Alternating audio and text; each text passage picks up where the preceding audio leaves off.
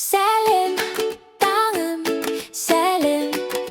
Күннің нұры күлген кезде ашылады жыры.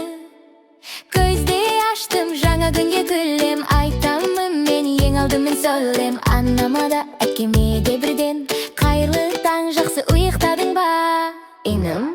Сәлем, сәлем, балалар күліп айтайық тағы да.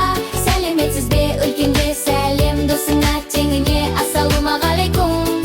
Аға, ата, апаға әдепті сөз жүректен. Күніміз басталсын күлкімен. Ауылға шыққан көші ата тұр екен, жүгіріп бар қолыңды соз бірден. Ассалаумағалейкум, ата, амансыз ба? Дейді бала жүзі жарық аспанға. Досың келсе есікті ажайымен. Сәлем, досым, қалай жүрсің ойыным? Бірақ ауыз жолы сөзі керегі, сәбі жүрек бөліседі берекені. Сәлем, сәлем.